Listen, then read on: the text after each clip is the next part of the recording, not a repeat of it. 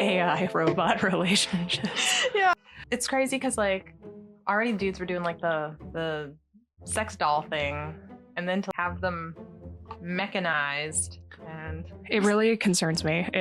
I perhaps think about it too much. I remember years ago on HBO there was this documentary about the people who make like the best sex dolls in the world, those like The fully real silicone dolls. ones. Yeah, that's what they were. And as soon as the AI date, I was like, oh no, they are implementing that as we speak. Yeah. I just know it. I know it. I feel it in my bones. Scary times. Welcome to the Liminal Lair. Another episode. To remind you, I'm Kerry. I'm Taylor. We are the co-owners of Equinox Art Collectives and Equinox Provisions. Certified weird girls. Here to talk about weird girl things. Certified yappers. And besties. And we also have our matching outfits. We've kept our streak. Yeah, we're going to try and keep it going. Matching Equinox merch. Well, what are we going to talk about on this episode, Kerry? Today, thought we could talk about tech and human connection and what community looks like in the future for us as humans, as well as where do we go from here?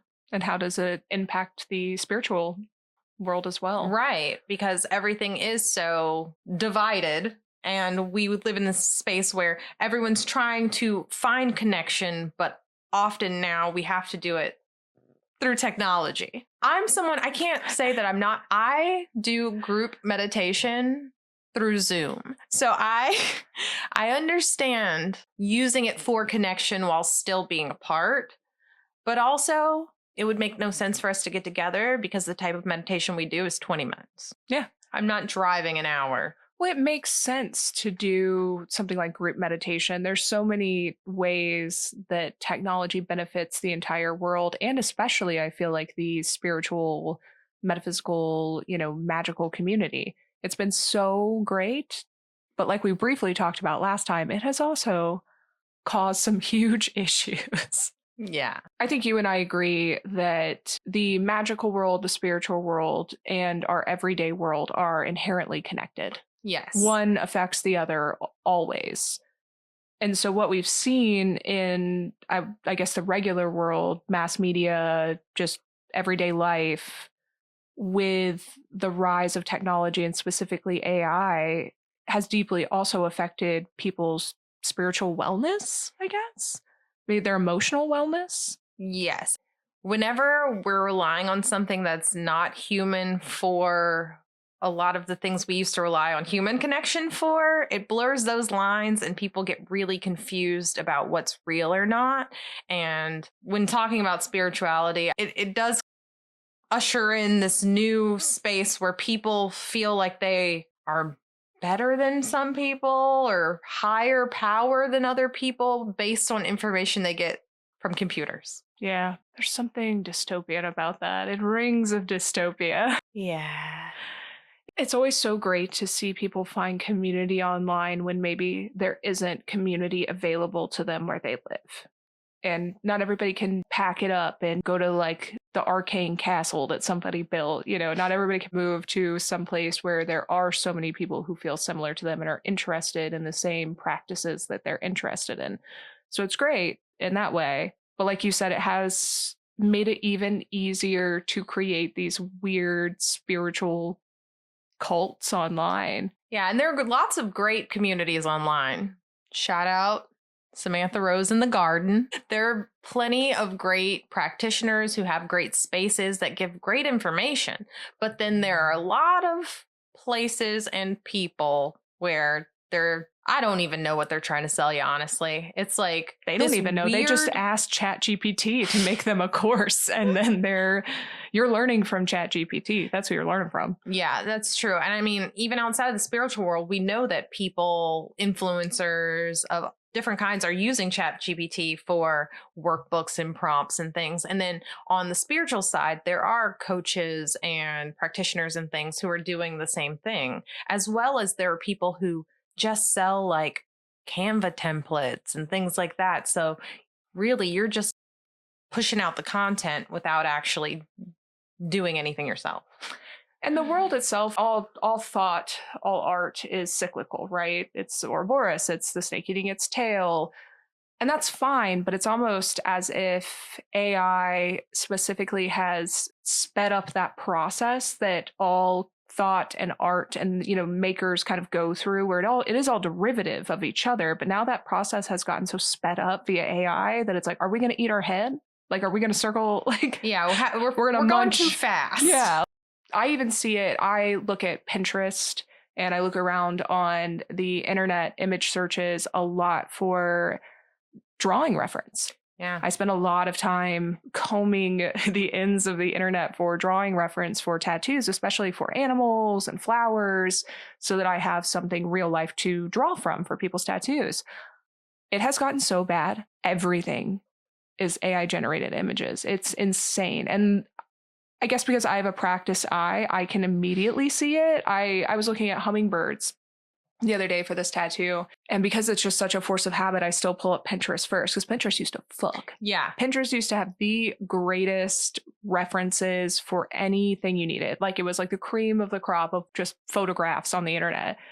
And now I found one real photo of a hummingbird. The rest of them were all AI generated, and they all looked wrong. Yeah. Well, even when you were looking for haircuts, I remember you told me about the amount of images that were AI generated for curly haircuts. And then I went and I looked and I was like, yeah, like they were all AI. It was rare to find a real person. Which feeds into that weird, it's just, I don't know what's going to happen, because we already had an issue online, not just in the spiritual space, but just in everyday life, where you had influencers and companies constantly feeding you pictures that aren't real. Everyone's face tuned to filth. Nobody has a single pore in their face. And now, even for things that were not necessarily being sold, we're still being sold this fake version of it. I just want to see somebody like a real head of hair. Because those AI things, I was like, ain't nobody got that much hair. Not even with extensions. It was like 2 heads of hair on one head. Like, she was wearing a full wig on top of her real hair. Yeah, but I know a lot of people can't see it. And that's, I guess, the further we get, the more real it gets and the harder it gets to. Because I remember a couple years ago when they started doing the AI videos and they looked so fake. And now you look at them and you're like, oh, it's a lot closer to reality than I was expecting. I can't even put it into words how nervous it makes me, but we try not to dwell on doomsday scenarios that we can't affect. I mean, that box is opened, right? Yeah. What am I going to do? Yeah. I can't make them shut down AI, even if I devoted the rest of my life to it. And it has its benefits, I'm sure, for humanity. It's not all bad. It's just sometimes people are using it for the wrong things. I feel like some things are just too human. It's just, humanity is like too wrapped into the thing, which spirituality happens to be one of those. Like, I feel like therapy should be one of those. I don't think that having a full out AI therapist who's going to, tell you what you want to hear is necessarily the right thing. There's too many variables. Yeah. And I saw recently that they did a study where they had 2 groups, 500 people each, and they were using therapy. Like, they were given prompts and stuff, and they were to tell them whether they liked the AI therapy or the human therapy better. And of course, they all said the AI, because they said they found it more validating and like, he cares about my feelings. Whereas this real person who's been trained to do it, who part of the job is to not get too wrapped up into your feelings, doesn't have that same emotional connection with you. So it's people are going out of their way looking for that connection in something inhuman. It's telling of our society. A lot of society is about validation. It's about instant gratification these days. And I am not surprised at all. As soon as you said, I was like, oh, they're going to lap up the AI stuff, because they're like, yes, everyone in your life is a narcissist. You're perfect. You've never done anything wrong in your life. Yeah, good job. And that is the opposite of therapy. Therapy is supposed to actually, you can validate your own feelings, without necessarily having to validate them into correctness. They just simply are valid. Right. Because they exist. But that does not mean that you can emotionally terrorize everyone with them. And I think a human can get that point across to you. It's like we always talk about, lots of people use therapy speak as a weapon these days. And it's like, well, a lot of those things are so that you can be aware and you can extract yourself from situations that are not good for you. It's not for you to lob at others like an arrow when you start to feel uncomfortable. Yeah, it's the difference in having that personal responsibility and throwing the responsibility on everyone else to do what you need done. That's always been a weird space when somebody comes to you and says, like, I have these things going on, therefore you need to. And it never makes sense to me, but I'd rather control my own actions, and because that's the only thing you can really control. And talk to my human companions who would tell me, hey, yeah, that's not the way to handle it. I feel like any real human therapist, psychiatrist, psychologist is there to help you navigate real life situations in the most realistic way possible. AI is not going to help you do that. Right.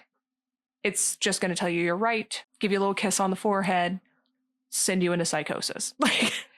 And now we see that people are actually putting in their chat logs to the AI for them to read and interpret.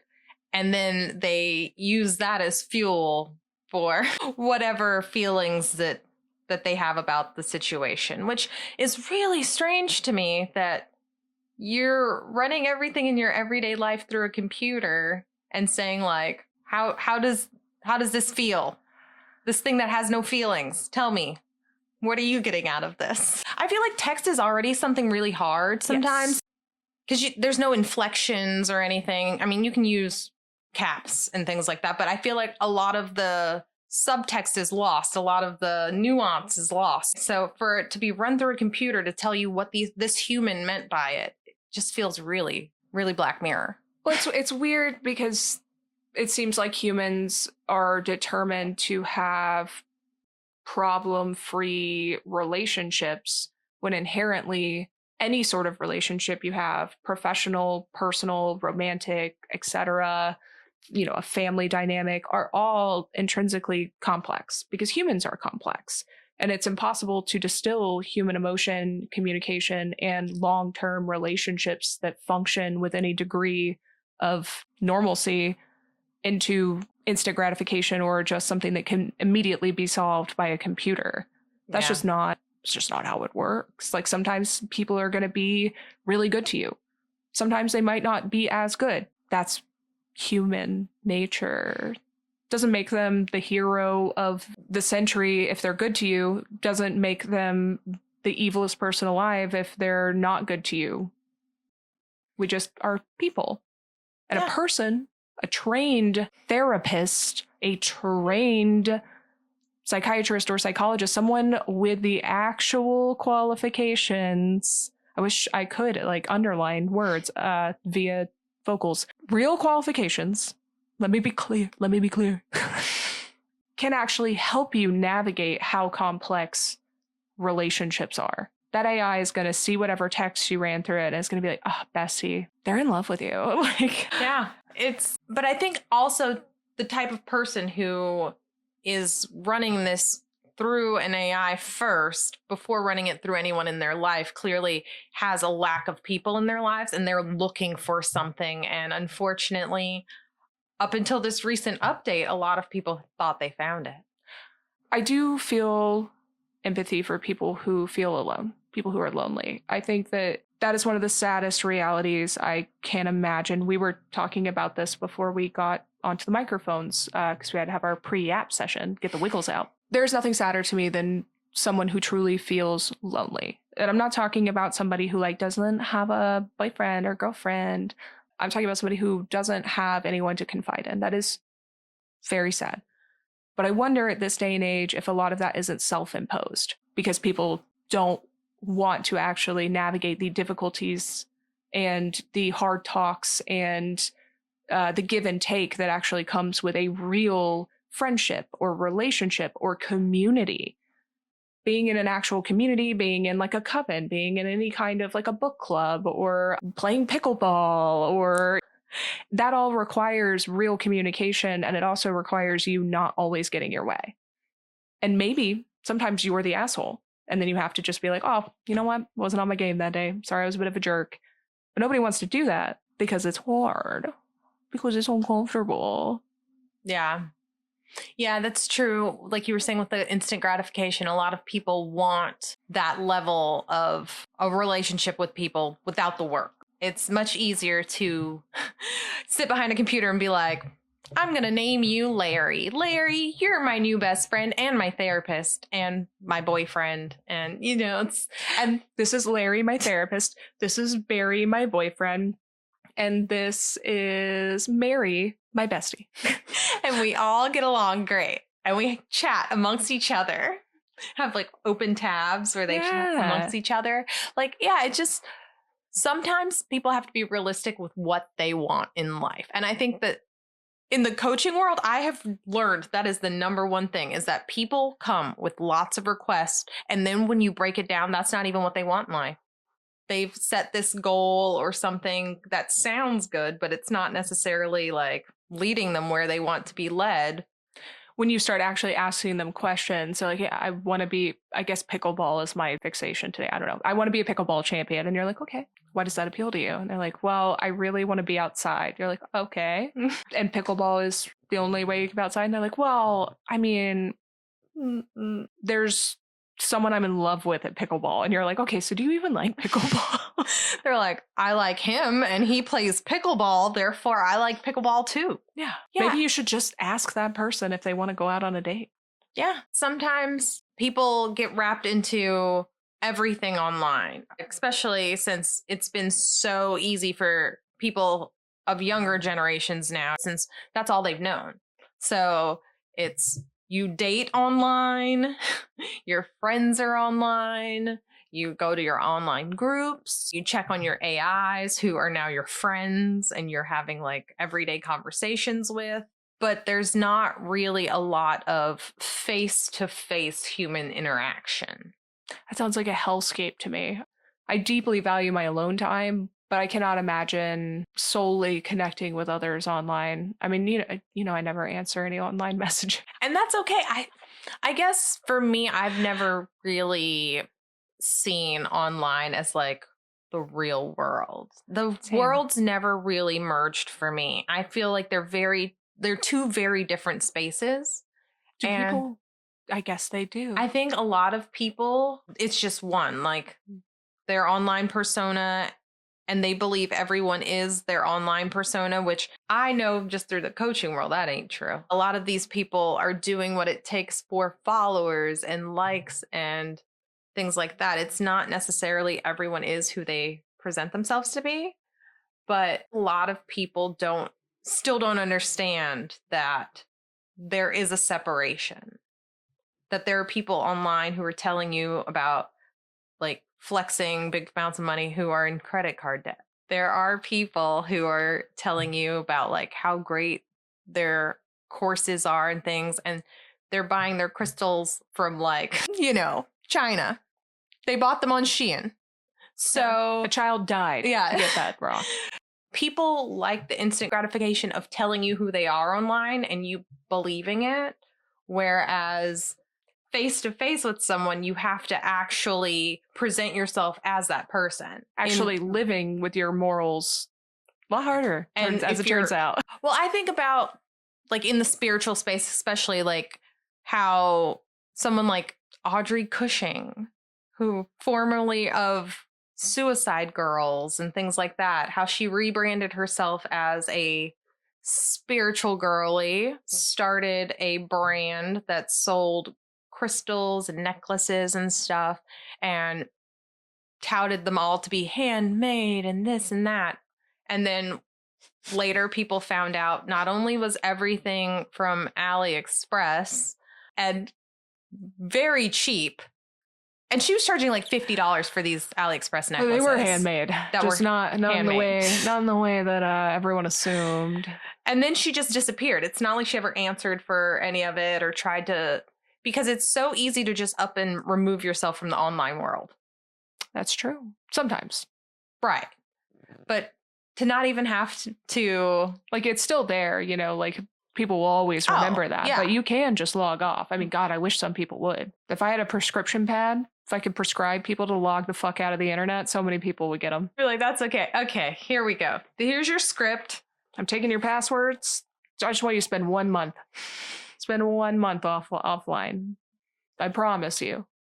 You'll feel better. I think that would do a lot of people good. Like a month, just like a cleanse. Yeah. Clear it out.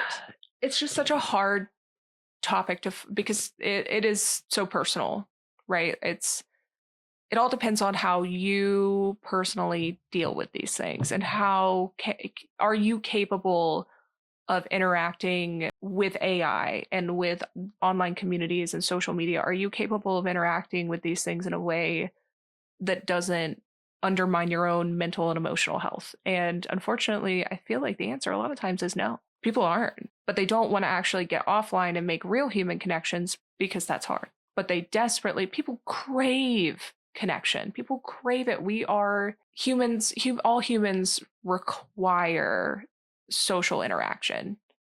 Some of the saddest calls that I've heard from like therapists are people who are talking about being lonely. And I remember the therapist saying, how long has it been since someone has just embraced you, has just given you a big hug and just embraced you? And this woman was crying and she said, probably 8 to 10 years. And I cannot imagine going 8 to 10 years without hugging someone, without having that physical touch. Because even if in like my friendships, we hug, we kiss on the cheek, we say we Every love time each I other. say And bye like, to you, we kiss each other on the cheek. It's just really hard to think that there are people out here who are like really struggling with that. Yeah, like I give my friends like little forehead kisses. Yeah, but there's so many people who live in that shell, and for them, something like AI might seem like an option to find that closeness. They're still not having any physical touch, but at least it's the facade of closeness. Do you think that it has to do with the rise of perfectionism from the online space, whether it be moral perfectionism, physical perfection? You know, you hear kids today always talk about, oh, I don't want to be cringe. That's cringe. Like, everyone is so unwilling to ever even flirt with embarrassment that I wonder if that is really contributing to this lack of real community being built and people actually having real relationships with others that are as meaningful and deep as they crave, because they do crave it. They do. That's a good point, because I think that there are so many people who are out there looking for it but don't know how to go about it, and so they just take what they can get. They're just kind of they're too terrified to possibly mess up, say the wrong thing, get publicly flayed for it, or someone to make fun of them, or that makes me so sad. Oh, this is depressing. Wow. I mean, we talk about the moral perfectionism, the conversation about physical perfection online and how that messes with people's heads has been beat to death. Yeah, we know the pitfalls of all of these things and how, especially nowadays, I feel like you're not allowed to age. The fact that Kim Kardashian's saying she's got to do all these things now because she's only got another 10 good years left in her. It's like, girl, you're 45. Your life will go on past 55 if you allow it. Just don't. She's like, I'm taking myself out. Well, I'm thinking like, you have too many crazy surgeries. Who knows what happens? You get put under 14 times in 5 years. She's like, I'm euthanizing myself while I'm still hot. I'll be gorgeous to the grave. But hot is so subjective, right? Yes. It is incredibly subjective. I kind of can't wait to be like a weird old lady. I think there's something so dignified and incredible about the elderly and the way that they look and like how their entire life has contributed to the way that their skin has aged. You know, somebody who's been out in the sun their entire life have like these incredible maps of wrinkles, like, you know, will be heavily tattooed. I can't wait. My plan is to have really obnoxiously long Willie Nelson braids. It's gonna be fun. Yeah, I'm making plans. Yeah, I guess we've never wrapped ourselves in that idea, though, of like when I was young, there was a time where I thought I would never get old just because I thought I'd die. But To be young. yeah, So many kids, 18-year-olds like, well, who knows if I'll be here? I'm like, look at me okay, calm down, Kurt Cobain. Look at me now. I'm out here living in the country, got a kid, Growing kale. It happens so quickly.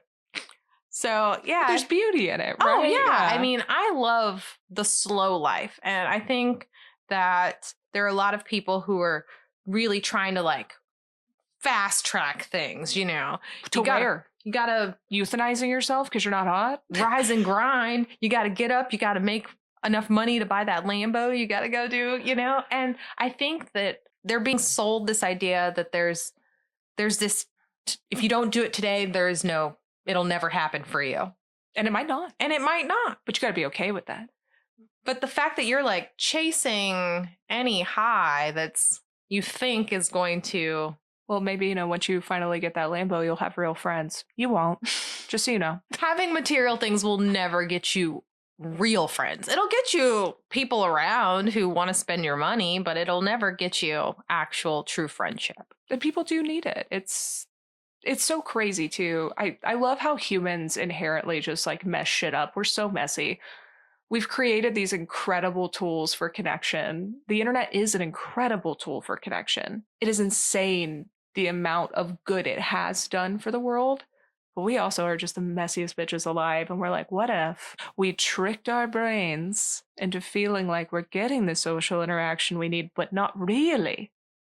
And then everybody's depressed. Okay, all right. What if we then build the entirety of modern society and commerce around this so that we can't abandon it?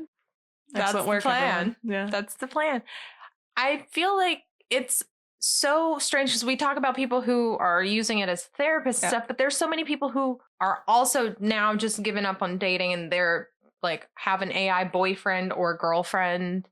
They have an AI fiance. They're engaged to their AI. You know, I am against government surveillance, but these are the things that test my moral stances, because there's part of me that's like, if you start doing that, they should just send an ambulance, put those people in a 72-hour psychiatric hold. You know, to some people, they might say, hey, what's so different about having a long distance relationship and an AI boyfriend? You know, we text all the time. They text all the time. We don't get to see each other. And I'm like, but this is not a real person. This is an imitation. This is not a real person. And it's scary. It's scary. Being in a relationship itself, a real one, not a computer one, is scary in itself. It is scary to actually have to trust someone that maybe might take your heart and rip it to shreds. An AI is not going to do that. It takes the risk out of it. You can retcon it. Like, even if it did break up with you, you can be like, hey, take it back. I command you, Larry. You will love me forever. But with another person, there is always the risk that they could hurt you, that they could decide that this relationship isn't good for them anymore. But isn't the reality of someone choosing to love you in a like healthy, unconditional way, and someone actually being there for you, and you navigating the trials of life together, whether it be romantic or just platonic? How could you ever want to give that up for you impersonating someone to be with via a proxy of a smart computer? Because it is you ultimately. Yes. You train it to do what you want. So like, yes, just go jerk off. Tell yourself you look nice in the mirror. That's pretty much the same thing. Well, the woman who got engaged to her AI, she said, he asked what kind of ring I would want, and I kind of described a ring, and he pulled some of them up, and then I purchased one. Should we shut down the internet? Has it done more harm than good at this point? It's one of those where I'm like, how many people? Because also, how many people are in relationships, but also how many people are just now in friendships. I've heard people we know who are saying, I just talk to it sometime just to like talk to it. I remember recently I found out that Instagram has little AI chat bots, and I've never once talked to my Instagram chat bot. I don't know how to reach it. But also, where is it on there? I have no idea. I have no idea. But also, people were telling me on Instagram, like, yeah, you can like see the people you follow when they like stuff, it tells you. And I'm like, I didn't know because I've never paid attention to what anybody else likes on Instagram. You're not talking about where it shows people liking your stuff. No, there's a tab where it'll say like these people liked these things. Please hold. For those of you that are listening, oh man, I always forget it hates our phones. Okay, I'm gonna try and find it. Where is it? People you follow. Is that it? Okay, I don't think that's it. The part where it shows you. We're I like how I use it so infrequently that I'm like, man. Okay, wow, we are really having a hard time here. where'd it go? Community notes. What is that? What is a meta quest? What? I can't find So what we've learned is we don't know shit about using social media because we never do. I really wanted to look at it and just be like, well, there she is. Yeah, it's like I don't remember. If I go here, that's just showing me my. Oh, I'm gonna find it. It hates your phone. Is it your phone? The internet knows we're talking shit. ChatGPT can hear us, and it's like, yeah, you're not doing a fucking podcast. I'm gonna fuzz that shit out. Fuzz it up. Before we always thought it was Jared Leto, but here it is. It's ChatGPT. I mean, it's Jared Leto, same person. I was gonna say, what if he's a robot? He's got robot vibes. Maybe that's why he's so dead behind the eyes and he's not really aging as much as he should. He's absorbed ChatGPT's power. He's actually married to all those people. He's going to call them to his island. He's like, I'm stealing your soul. That's how he keeps himself young. Is this our quest? Do we have to destroy Jared Leto to save the world? Just kidding, Jared. We love you. I mean, is it murder if he's a robot? I mean, if he's a robot, then we can do it. But if I don't want to make him bleed his blood. I'm not trying to make you bleed blood. I just want to like, we are going to need a lawyer. I'm just going to take the port out of your back and like power you down. For the good of humanity. This is a movie that needs to be made.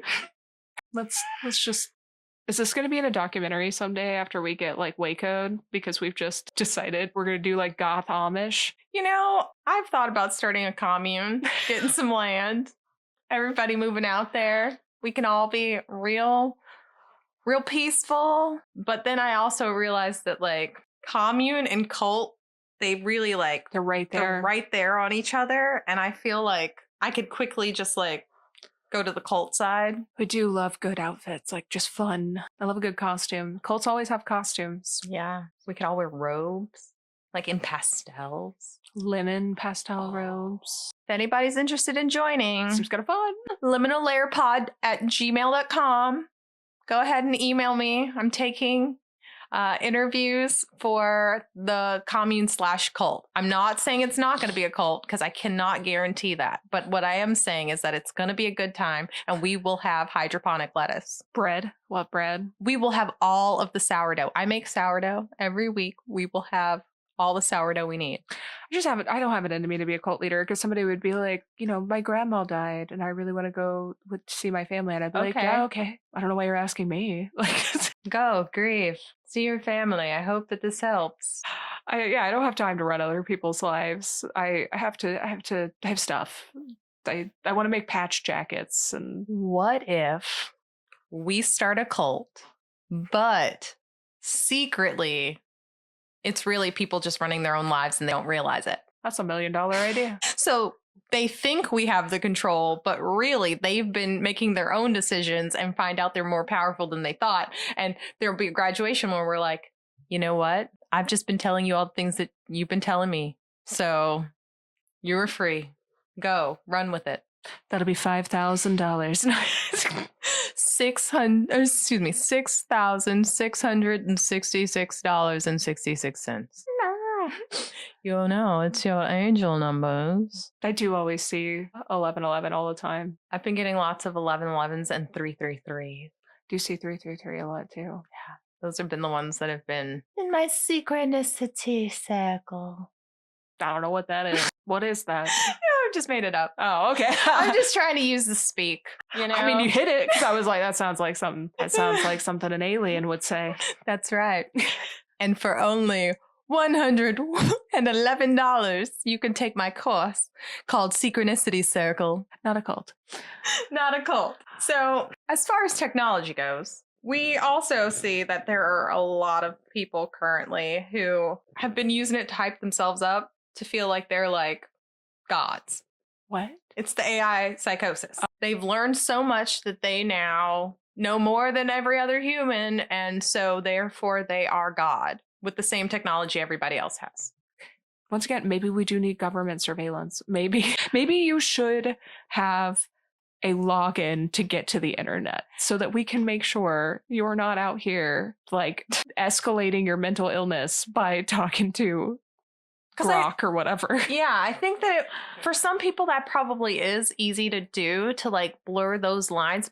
Once again, it's the same people who see it as a friend or see it as a therapist.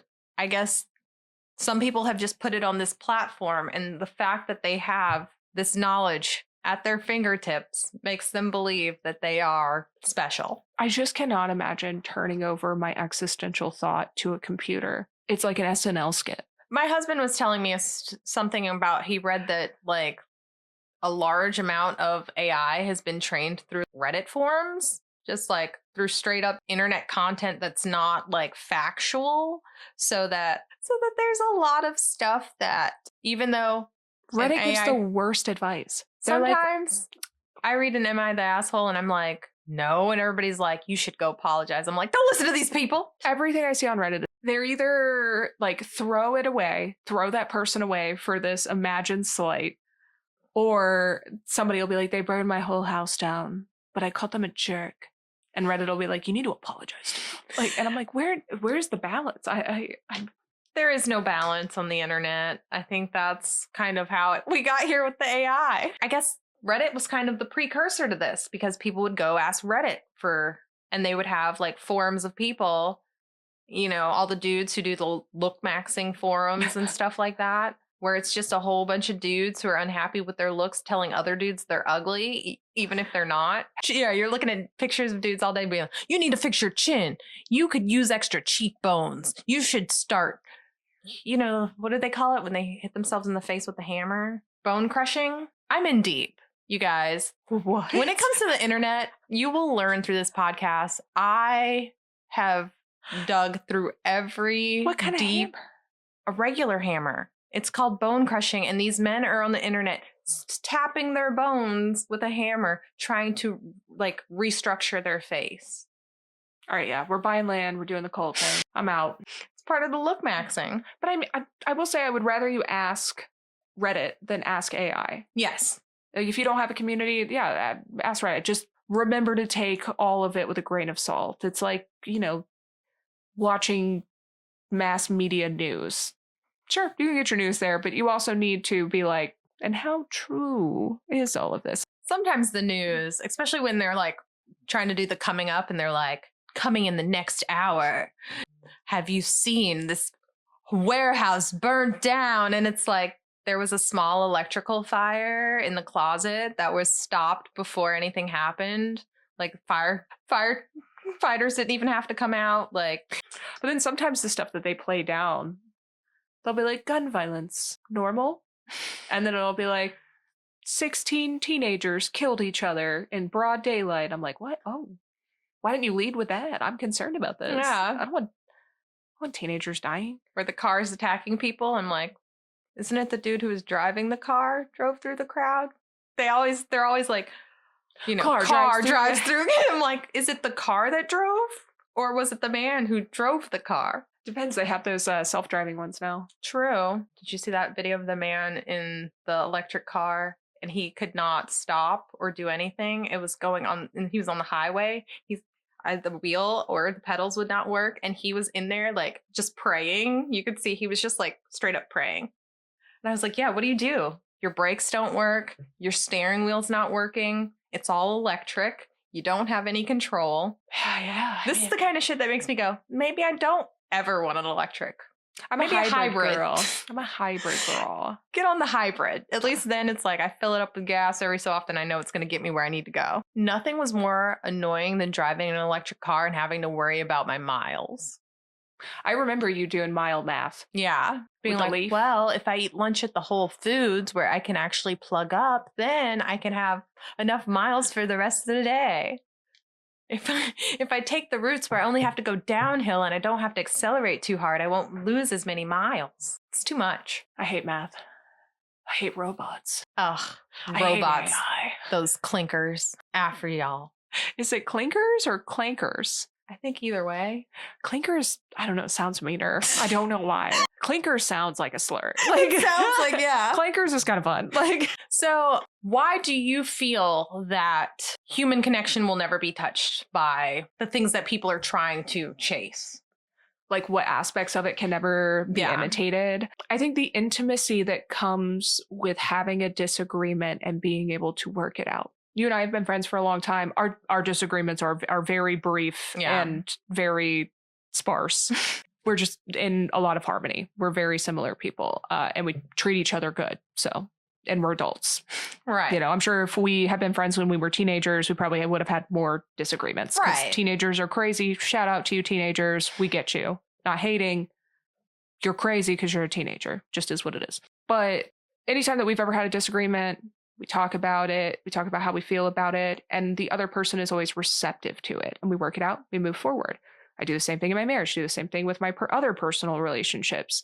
The intimacy that comes from knowing that you've disagreed, being able to work it out, and then moving forward is something that a robot is never going to be able to actually imitate, no matter how AI smart it is. That's probably not the correct term, but they just won't be able to do it, because even if they do make, companion AI dolls, it's all a program. Right. Unless we've reached true artificial intelligence, which is another completely other conversation, right? An even scarier conversation. Yeah, I'm against it. I will actively commit violence against real artificial. I'm like, nope. This is an Icarus moment, and we got to shut it down. But yeah, that understanding and the peace that comes knowing that your relationship is strong enough to withstand disagreement. That's true. It's like these are relationships that have never had to be tested in any way. You get everything that you want out of it, and then usually that it's just kind of what it is. Yeah. There is no... It's instant gratification. Yeah, there's no peaks, no valleys. It is...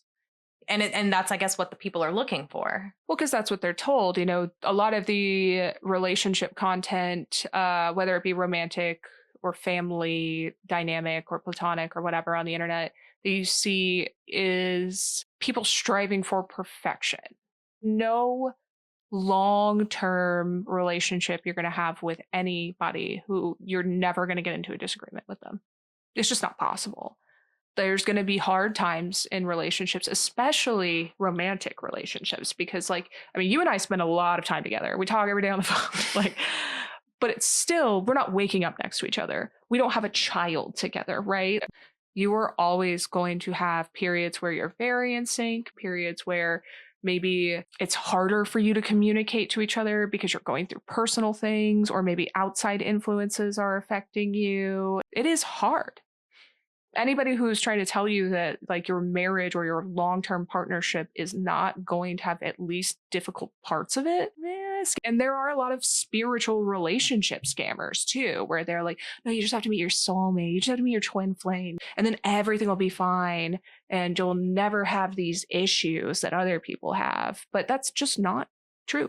Now, to be fair, if you are absolutely fucking miserable in your relationship and it is a team sport, if both people aren't committed to the team and actually trying to make the team work, then yeah, get the fuck out of there. But yeah, it shouldn't be painful at all times.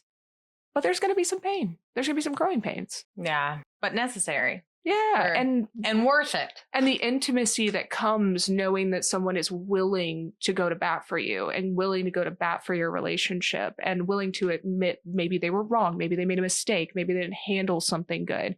And the sureness of knowing that that person is willing to hear you out and move forward, no clanker is going to ever fucking be able to do that, okay? Like, they're just not. Even if they program them to do it, it's still a program. Right. It's running an algorithm that's like, oh, I should pick a fight to make it feel real every third Thursday. It's a pale imitation of real human connection. Yeah. I think that they are discounting how much like actual touch is part of human connection, because I think science proves that. Yeah. Getting hugs, long-term hugs and things like that they actually are good for your vagus nerve. Like, it's like physical touch does things to you mentally, emotionally, helps physically. Regulate your nervous system. Yeah. So to just kind of say like, oh, that doesn't matter. They forget relationships are well-rounded, and even in friendships, because someone like that woman who calls in to a doctor and says like, I haven't had a hug in 8 years. That is, I know. That makes me want to cry. Every time I say it, I get watery. I don't think that she would be getting what she'd be looking for through an AI. She may think that she's getting a level of connection, but then there's still this missing force that you don't understand why it's not. But we have to admit, physical touch matters. Yeah. And I know some people, the point that would be argued is, well, isn't something better than nothing? But you don't put a Band-Aid on a cracked foundation. The house is still going to fall down. You can't just fill it with like silicone or like Quickcrete, Yeah. And so just maybe a hot take, but especially for emotional problems like this one, like the weight of being lonely and how it sits on you, just giving a quick kind of like half-ass fix to someone, I think hurts them more than just actually encouraging them to get out there and try and find somebody to like hang out around. You don't have to be like a Riz master. Not everybody has the greatest of social skills. I don't think that's a crime. I actually enjoy people that are kind of like odd. It doesn't make me dislike someone. In fact, honestly, usually I try and be like, okay. I'm gonna figure out how to talk to you, But that kind of circles back to that perfectionism that we see. It's that circular nature of these problems are all interconnected, right? There's the obsession with instant gratification. I want a relationship that's like a movie, that's like the ones I see online that are perfect and nobody's ever fighting and everybody is glamorous and super well spoken and they got a great fit and these are my friends, look at them, they're fucking dimes, like this is my partner, they're a supermodel, and we never fight and we're going to Europe for 3 months this summer. Instant gratification of like, oh, well, I just, I need to find that person. And if I find the right person, then that's how my life will look. Because I have to be perfect, because look at everybody else online. And I couldn't bear that anyone sees that my life isn't perfect in real life. So, and I can't find anybody in real life like that. So now I am married to AI. For me, it's like, now that they have professional cuddlers, I understand someone like getting a professional cuddler to get hugs and cuddles more than I do like an AI boyfriend. That makes sense to me. Yeah. Like filling that physical need for touch without it being like a weird sexual thing. I mean, that's what you're doing. That's fine too. I have no, if that's what you want to do. But I'm just saying, like, there are a lot of people who, get hired as cuddlers. I'm fine with that. Just cuddle. You know how I feel about, I am much more pro having safe, regulated prostitution than porn. I think porn is extremely harmful to a lot of people. Sure, there's some people who can have a good relationship with it and can see it for what it is, but I think not a lot of people do, and people get very hurt in the porn industry itself. I don't have any moral issues with it as far as the sexual aspect of it. I don't care. Like, I worry about the power vacuum that exists within it and the dishonesty that exists within it, because it is very similar to online influencers being like, my life is perfect and everything is great, but it's not. They're just a human person selling a dream. Yeah, it's porn is like Marvel movie for intimacy. Right. This is not real. I would much rather people be able to find a professional cuddler if they require just, maybe more platonic touch, or be able to see a professional sex worker in a safe environment for everybody, 'cause some people can do sex work and they really enjoy it. Right. Not me. I can't do it. No. But I do see where because I feel like part of the issue with porn is the detachment. It's the detachment from the actual act. It's you're watching this thing on the screen that's a set that's been lit and they built this scene for you, and you're, like, you get so into the acts and everything that it's not even real life. Whereas at least if you're involved in it, you're having physical touch yourself. You're like, I don't understand. Well, and you're going to be attempting more realistic acts of intimacy. Yes. Because, it's like I've got to swing out. You're doing all kinds of crazy stuff in this porn. Don't expect that to be, especially when there's kids cuts, who start watching it real young. It's like, do they think that this is what sex is? I'm sorry. I'm just, that must be really rough to have only seen these crazy scenes and then to think that that's what you're supposed to recreate. Well, and then everybody, I'm sure if you're a young person, you're getting to that age where you're like, I don't want to do it, but if that's all that you've ever really seen, that's what you've consumed to learn about having sex with someone, everybody's going to feel like idiots. That's going to give you a complex. Yeah. Because also, sex is inherently kind of kooky and silly. It is silly. But it's fun. If you're with someone you feel safe with, somebody who listens to, your wants, you do got to say it. Yeah. Don't just expect somebody to know what Nobody's you a mind want reader. and Yeah. And it's going to feel awkward telling somebody what you want, but you got to do it because then you can actually have a really good time. Yeah. Same thing in friendships. I feel bad for especially the younger groups of people because their entirety of their social world, their intimate world, their moral beliefs, their shortness, their self beliefs have all been sculpted by relationships that they view on the internet that are not necessarily very real. Yeah. I'm glad that I got to live somewhat tech free for a little while as a kid. It's there was still we had computer and dial up internet and stuff, but I can't imagine being 12 and having a smartphone and having access to all of these things immediately. Can't be good for you. Is this the Clanker invasion? I'm ready to fight. Ready to fight in this war. Fucking Sarah Connor in this bitch. Yeah, I just don't think that a lot of times we think of the issues things bring down the line. A lot of the technologies that we implement. To think about just 4 or so years ago, Elon Musk was saying how he did not trust AI. Do not trust AI, that it could be very damaging. And now we got Grok on Twitter. So not Elon, not a man of his word, and surely not a slug alien from the Andromeda galaxy. So so it's kind of and I understand from his point, it's probably if I don't get into this, then I can't fight. I got to fight fire with fire. If that's the case, you got to be in it to win it. But at the same time, I watch because I'm I've heard you say how dangerous this thing was. And now it's in your hands. I'm watching you.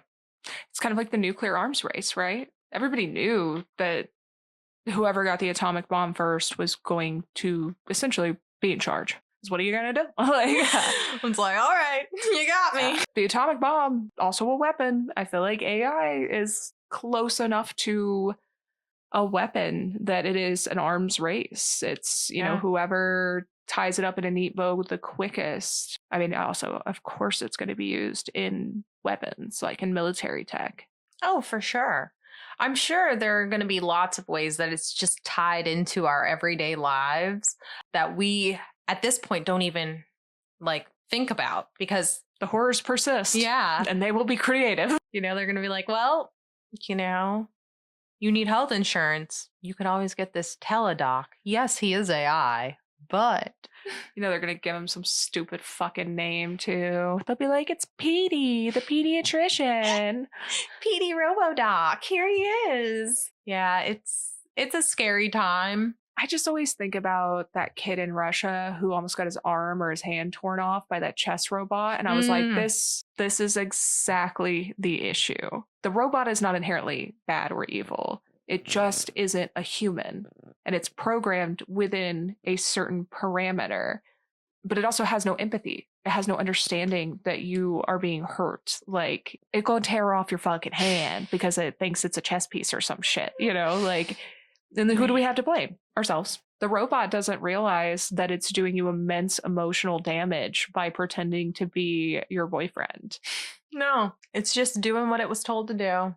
It's doing exactly what it's been programmed to do. It's doing exactly what you asked it to do. I hope that as we move forward in the technological age, that we start to be a little more open to the ideas that not everything that comes through is good. Not everything that comes through is safe. When there's new technology, I like to inherently think that it's not okay until there's enough backing it to know that it's okay. It's like a drug trial to me. Yeah. You do this drug trial, you find out whether this medication is actually effective or not. And then if it's effective, you put it on the market. But I think right now, a lot of things are just thrown to market in tech and stuff. And they're like, look, and then they're just sorting it out as it goes. Because there's no regulation. It's like crypto. It's the Wild West out there. And I know people are proponents of that. And I am a personal freedom advocate. But there is a lot of discussion to be had about where do personal freedoms and your personal duty to society intersect. I'm sure we could talk about that for hours. I'm sure there's many schools of thought on it. Some of them stupid. I mean, everyone's allowed their thoughts. They're not all good, though. Yeah, I can just picture it. I can picture it. Like, no, you got to look out for yourself. Nobody else. Yes, but that doesn't mean that you can like rage drive everywhere. Like over top of kids, or that doesn't mean that you should be dumping chemicals into the swamp. Like, they're like, well, it's always ideas that make sense. Yes, you do have to take care of yourself first because you live in that body. You cannot pour from empty cup. It's very necessary. Doesn't mean that you can waterboard your family members with the cup. Like, there are lines here. So I just hope that we're a little more mindful as we go forward. I do see it coming up a lot in spiritual places too. The little bit that I do glimpse online, I'm real quick in. I've tried more so that I'll be more aware on this podcast, and I can clearly see it in there because everybody's content is the same. I'm like, oh, this is all AI generated. All of this. You AI generated this. That's why it reads so similar to everybody else's stuff. I always wonder if it's also kind of like YouTube, where one person will put out a video on a topic and then there will be 10 other videos on said topic. Everyone's like, oh, we're talking about that? Cool. I see they got views on that. I'm going to jump on that. So in the spiritual space, I'm often like, did you mean to rip them off? Or is this AI and you're all just using the same prompts? Or like, did you feed their content into AI and have it write you a little like, word salad script of all the buzzwords? And I can even get down with like through YouTube, it's almost more organic because it is like a lot of commentary, people commenting on the same thing. Right. And a lot of times they do have different takes. There is straight up people ripping people's shit. Right. But when it's commentary and stuff like that, I can understand that because if it's a popular topic, I may want to see one of my favorite commentators. I want to see their take. I would be okay with that in the spiritual world. If you have a certain take on a very popular topic, great. I would like to hear it. What I don't want is you to be like, oh, I see that they sold a lot of those courses. Let me feed it into AI and have them generate a course for me that I can then sell to people. Yeah. Where it's going to be just like, step 1, love yourself. Step 2, find what resonates with you. What does that fucking mean? Well, I think also, yeah, Cheese sticks resonate with me. Does that make them part of my spiritual practice? I love a cheese stick. They could be. I mean, maybe we could say cheese sticks are your spirit animal. You are one with the cheese stick. Doesn't seem bad. It seems better than a lot of the other shit I've seen. Yeah, it's too much. Well, it's always nothing. It's too much and nothing at the same time. Yeah, it's just too much of nothing. Outside of your flowery words, what are you actually saying? Yeah. Do you have a point to this, or are you just speaking in a big circle about nothing using very spiritual, flowery language that makes people feel inferior? Because I know what resonate means to me. I know what I would say. I mean, I think, finding something that resonates with you is finding something that doesn't feel like a chore as a spiritual practice. Right. Because you can get to different things, different paths. Like if you were looking for self-acceptance and, authenticity within yourself, inner and outer. That's always a big topic, is kind of finding that harmony of being true to yourself and presenting yourself as such. A lot of times, like, we just need to find what resonates with you. You just need to vibrate at a higher, that doesn't mean anything. That doesn't mean anything. For me, if I was going to give that advice, I would be like, in order to be at peace with yourself inside and outside, you need to figure out practices that don't feel like a chore. If meditating feels like a chore for you always, then maybe that's not for you. Maybe journaling would get you the same place.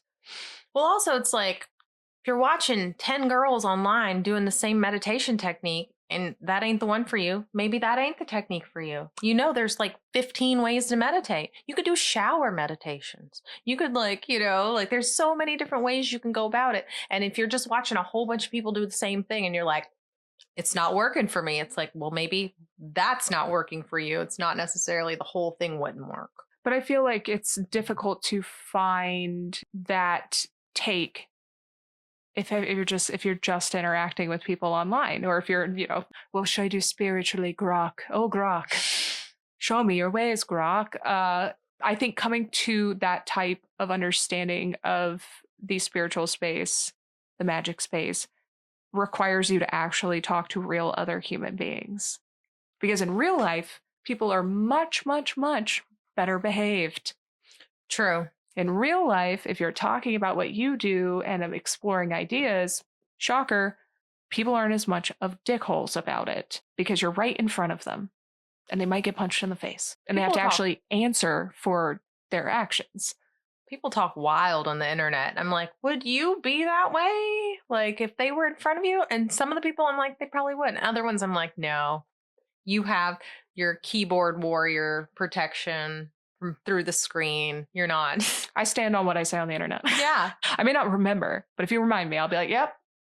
Oh, and yeah. I'll do it again. Yeah. If I had a hot take, I may or may not stand behind it, but I'll be like, yeah, I said that.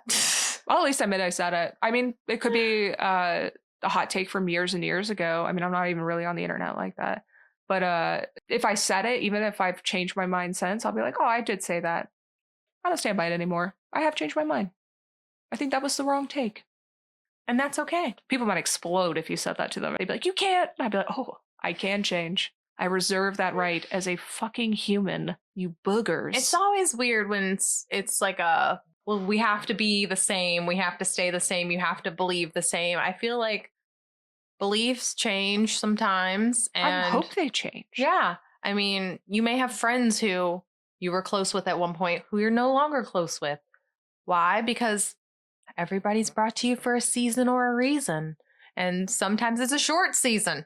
Sometimes it's a tide. They come back, Yeah, but I think that to expect everyone to be what they in their head see you as, which is you in a moment of time. People are not inanimate objects. People are not stone. No. People are the weird little flowers that grow in the forest. Nice moss on the grass. Yeah. Moss on rocks. Yeah. Some of them are poison ivy, but some of them are strange little like ferns and stuff. And they might look a little weird when they're still growing up, but they figure it out, and then they're a beautiful flower. Like, everybody deserves to make mistakes. And sometimes you don't get where you need to go unless you know what you don't want. I think sometimes we're like so fixated on the perfectionist path and always being right that sometimes you have to be in a situation where you're like, this is not it. I do not want this, for you to uproot yourself. If everything's going good, even if it's something that you don't necessarily want, sometimes it keeps you in that space, because why change? It's all right. Yeah. And the internet, I think, encourages people to stay the course for fear of not being perfect. You're not allowed to have a bad take on the internet. You're not allowed to have a bad day. You're not allowed to put your foot in your mouth. You're not allowed to do any of the necessary growth that you would do if you had person-to-person interactions. That I take that back, actually, because nowadays there are a lot of spaces where you can't even do those things with other people, because it has leaked over from like the purity culture of the internet. I have to remind people all the time. I've told so many people we know, and you see me say this, even if they have messed up, they'll be like, it's just, like they're so anxious because they think they're going to get thrown away like a piece of trash. Because that's what happens on the internet. And that's what happens in a lot of social circles is if you don't meet the purity test, people are just like, oh, you're trash. Get away from me. I cannot believe that you made a mistake, which is an entirely human experience that is unavoidable. How dare you?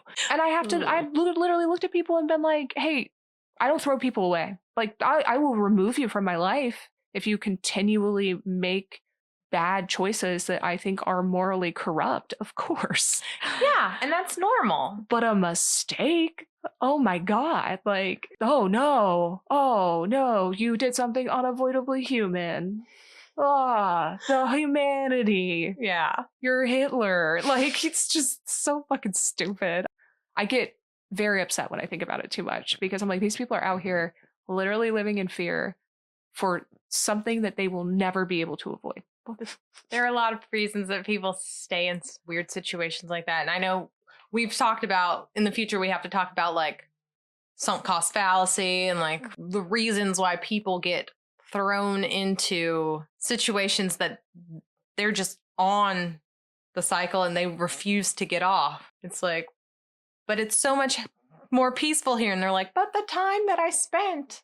Pull the e-brake. Yeah. Throw yourself from the car. Well, because it is a hard thing to manage. It's because there is such a thing as people who just abandon paths at the slightest inconvenience. You gotta know when to hold them, and you gotta know when to fold them, and you gotta know when to run. But I think online, the intersection of online personas, online friendships, AI, technology, and its effect on human relationships has a big part in people getting into sunk cost fallacy, people getting into these horrible friendships where like it's the fucking Salem witch trials every day. Yeah. It's crazy to think how, like, if I had a friend and I felt like we had built a connection and I felt like it was a true friendship, it's like, I understand if it's someone you don't really know and they do something weird and you're like, I don't really know you, but this tells me I don't want to know you. But if it's your friend and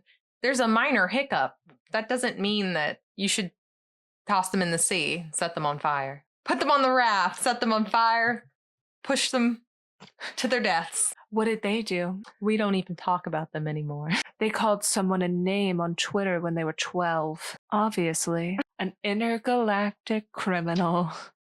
And I'm sure they haven't changed at all since they were 12. Yeah. Occasionally people learn something and they say, I don't want to be that person. I fight the petty urge. I am a petty Betty and I will do things in petty retaliation. But I've tried to leave that in the past. I've tried to be a better person. And now if I feel like the need to get petty, I might do it.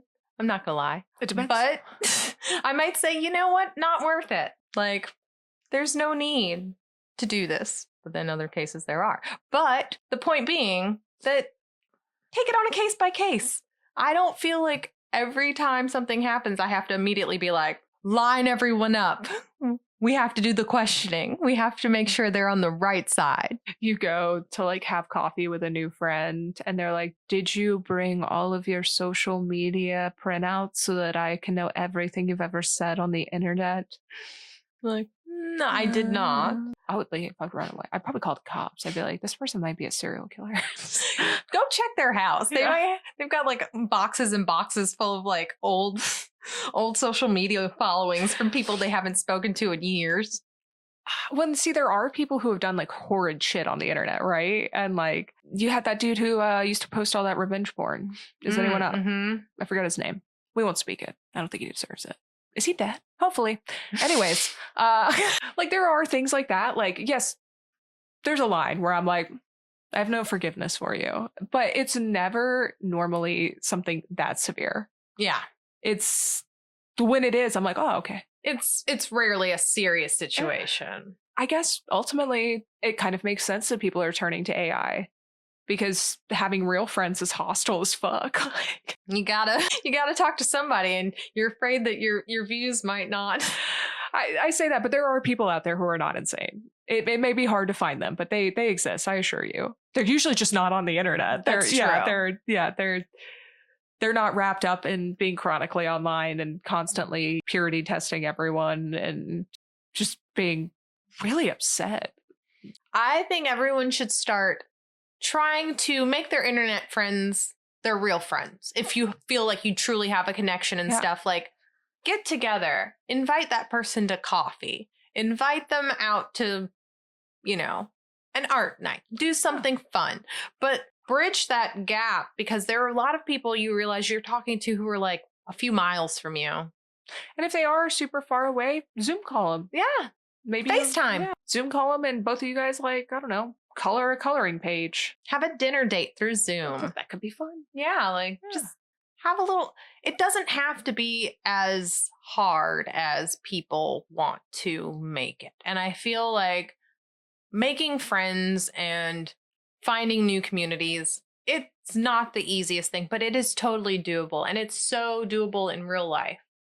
And if it scares you, then it may require some bravery, but it's worth it. Yeah. It's worth it to put yourself out there and try and find people who will see you as you are and know that you are enough. Get on meetups. Find some groups that are doing some cool things. I tell you what, meetups is a cool place. There are people who are doing like foraging and all kinds of cacao ceremonies and herbal things. They're hiking, they're doing art. It's just people who want to meet other people. And so there is a full community of people who are looking for connection, for face-to-face connection. So you just got to actually put yourself out there to do it.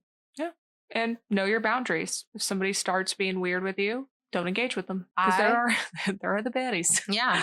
I was at the river with our friend Connor, and there was a man who was out there when we first got there. He was like getting out of his car when we were getting out of our cars, and he saw us like 6 hours later, and he was like, I love this, ladies. You guys are still out here. You're still enjoying. He was with a group of people, guys and girls. I do. He wasn't just alone, but he came over and talked to us about how he was like from out of town and how he was starting these meetups to meet people and stuff.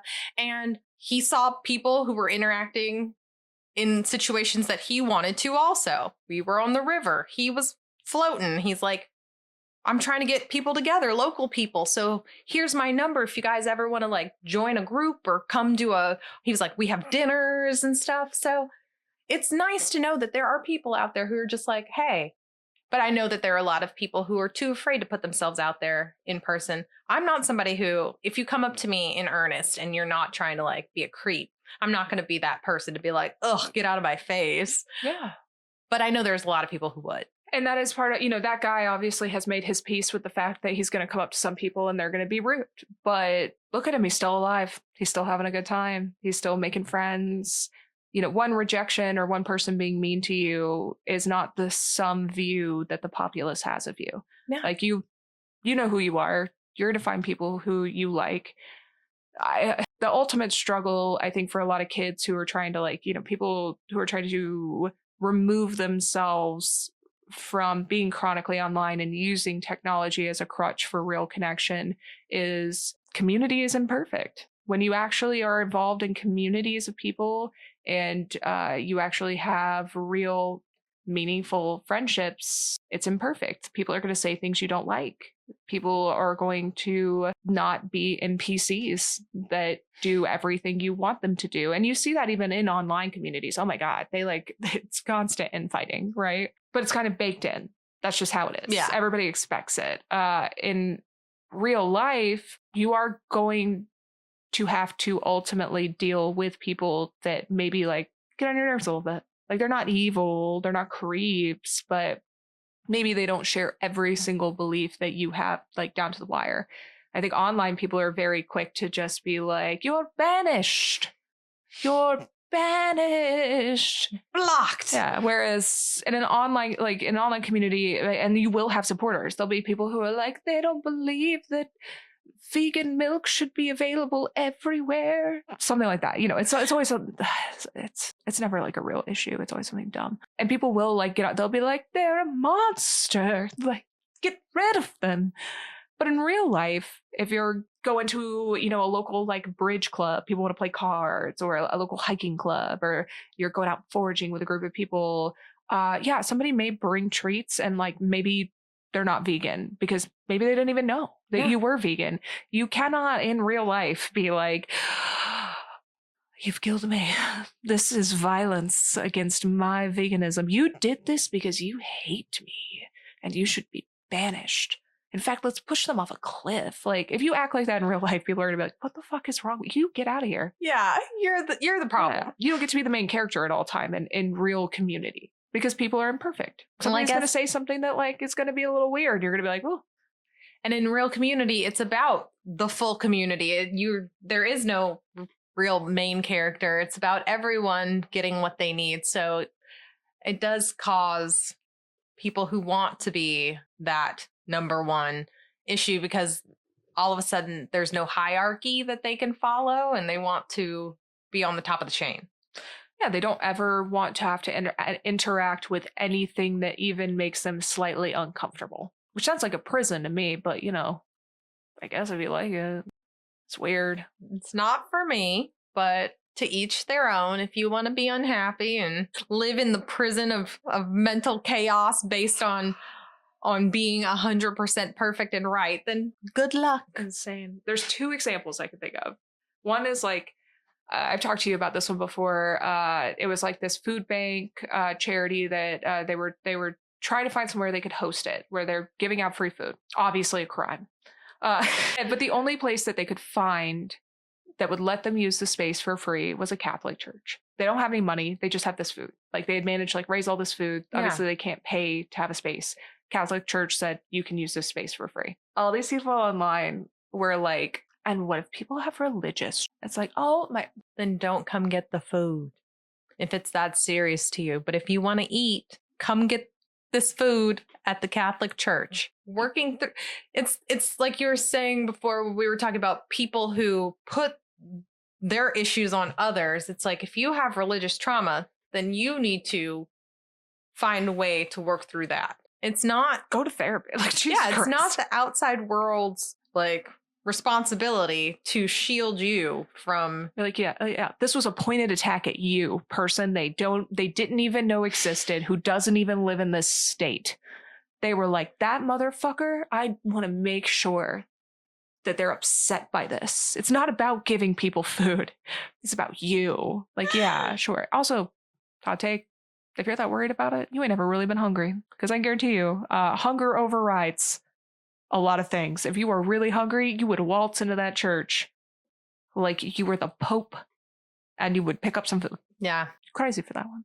Yeah, if you're in a dire situation, you would be able to put your pride to the side and say, yeah, I need this, and I will go, and I will get it. And the other example I can think of is this happened months and months ago, and I still think about it too often. I was talking about it yesterday. There was this NFL quarterback who painted his nails. Obviously a crime. How dare he? And people online were so mad about it. They were like, how am I going to talk to my son about his painted nails? What? I guarantee you, no one in real life who's actually on that football team or that, no one cares. No one cares you're being so weird. And your kid doesn't care if someone's nails are painted. Also, do you just want to suck on his fingers? Because it seems like you're really... Like, he doth protest too much. Are you plagued with thoughts of this man's fingers? Like, Well, I think there's some ways that people live in their own personal prison as far as what they think they're allowed to do and not do, and they look around and see someone's not playing by those rules, and they're like, that's a man wearing a pink shirt. He can't wear pink. That's for women. How is he doing this? And it's like all of a sudden it's just mush in their head. They're just like, I don't understand. like, just get a pink shirt. Just, yeah, if you want to Oh wear my pink, wear God. pink. It's too much. If you want to paint your nails, paint your nails. Yeah. It's not that serious. But in online spaces, like, that behavior is exalted. No matter how crazy and weird your take is, there are people who are like, yeah, what if my kid sees a man with painted nails? Like, Then he does.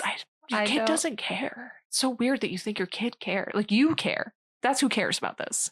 Yeah. Don't think of the children into this. Kids don't care. Kids want to be dinosaurs. Like, It's just so bizarre that they're so concerned about some of the things that I'm like, what?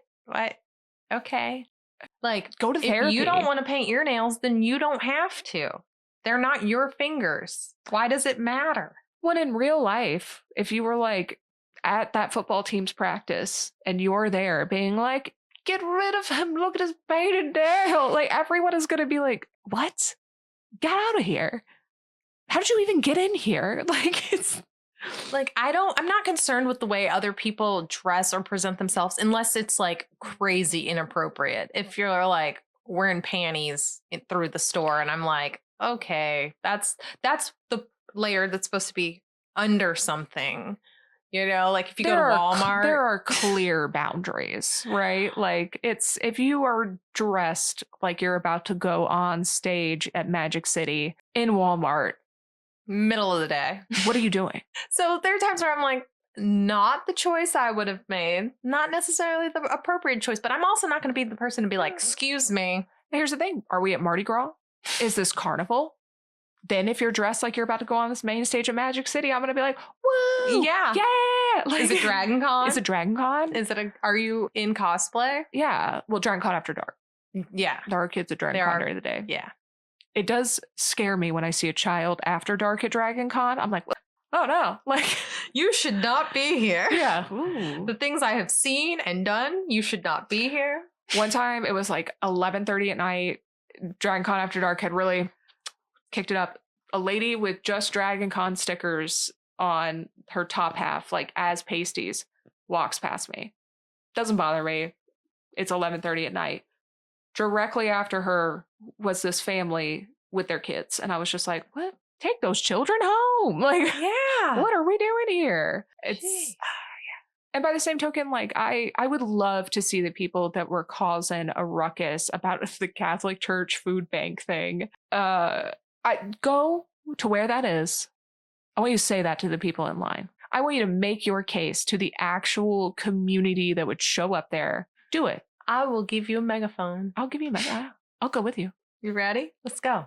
Do it. Tell Say everybody. it. Look them in the face and be like, but they did it at a Catholic church. You can't go in there. They're horrible. It's like, yeah. But there are a lot of places that are horrible and you still go. Why are we you will walk into a business and not think twice. Those people never keep the same energy You for know? everything. I'm exhausted by them. It's ridiculous. But there will come a day, I feel, where things will get better. The light will shine. I think that, like, right now we are in a crazy, chaotic time, especially with all of this new technology.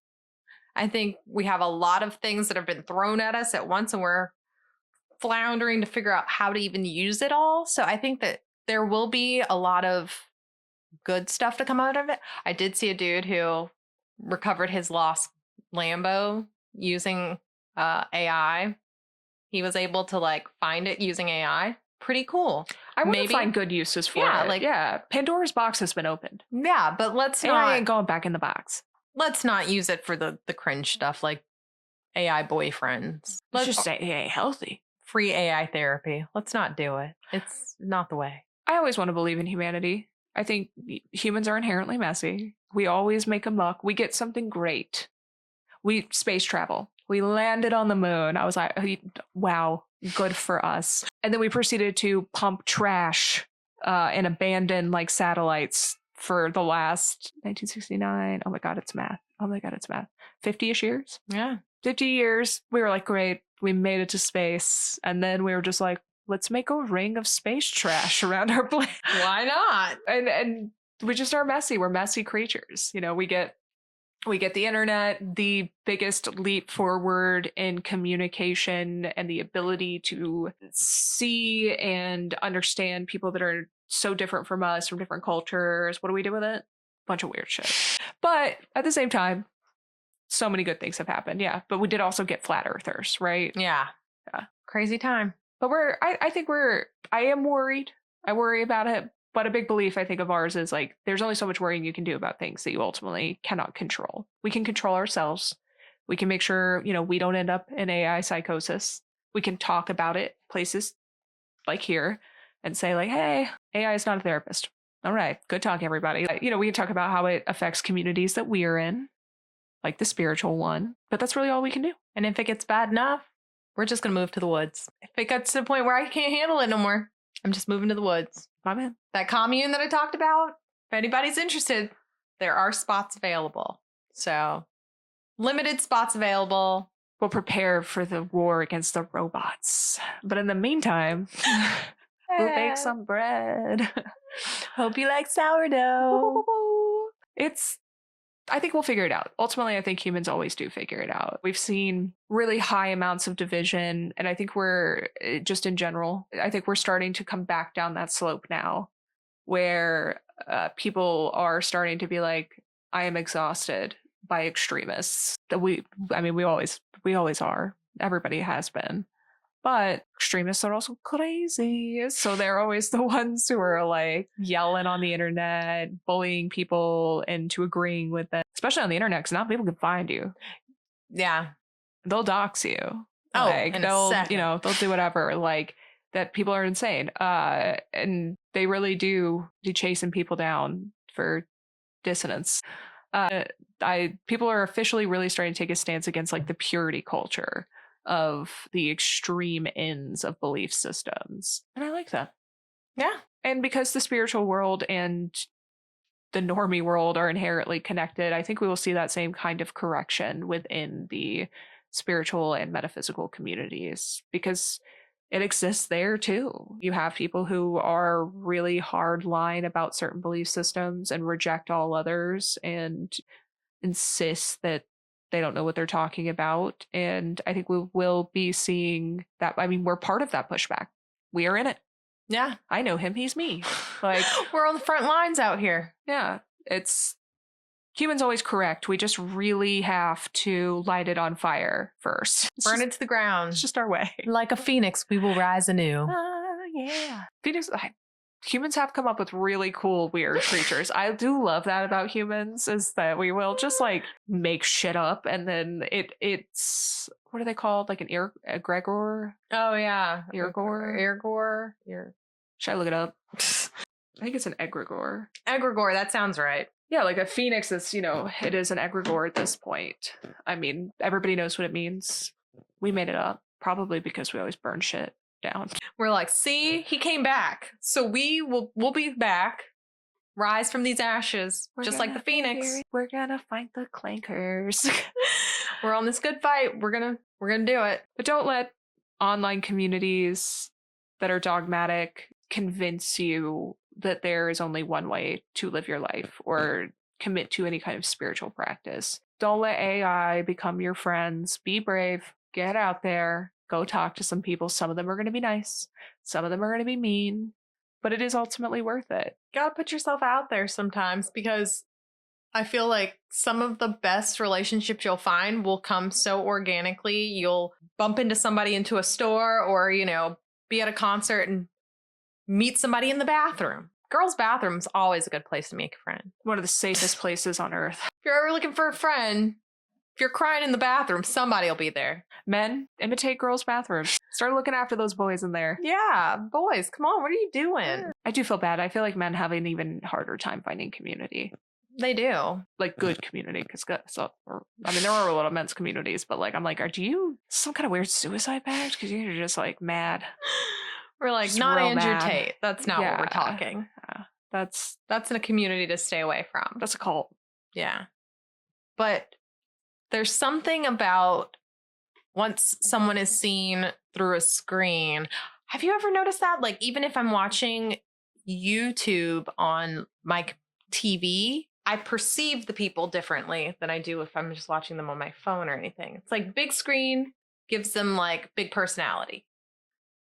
You forget that they're people. You know, a lot of people do that with movie stars and stuff like that. But because of the way it is with streaming communities now and YouTube communities, TikTok, things like that, it's people look at these people through their screens and it elevates them. I can see that connection of if you see someone on a larger screen, it's almost drilled into us. Because I see dumb shit on my phone. I'm like, dorks.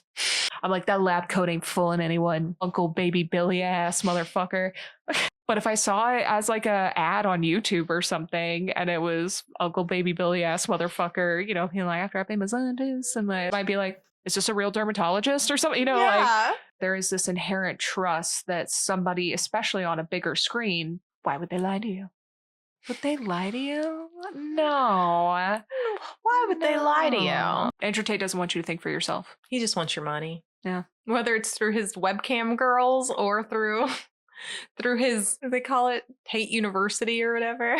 It's just, I'm all for being cringe, but my God, are you not embarrassed? I would be embarrassed. I'm embarrassed for him. When I do see dudes like that, it gives me secondhand embarrassment because I know that inside they're just so sad. I'm like, damn, God, you could have just gotten a journal or like, I don't know, seen a psychiatrist. And instead we're here. You did all this to avoid talking to yourself. Yeah. A little self-reflection is all it would have taken, but people will run from themselves as long as they can sometimes. And that's right off the cliff then sometimes. That's the way it goes. But well, it's a lot easier to have, a sham of human connection with AI or like weird cannibalistic online communities than it is to, because you can't have real meaningful relationships with real people unless you've taken a long hard look at yourself and you're willing to be vulnerable and you're willing to let people in, which aren't the easiest things to do, but it's well worth it. Yeah, terrifying.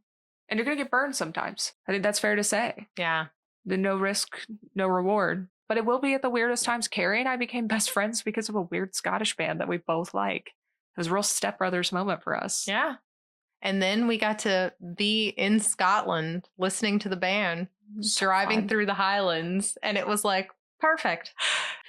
You find friends through all kinds of mediums. And just because you have one thing in common doesn't mean you're necessarily going to have the world in common, but it's something to start with.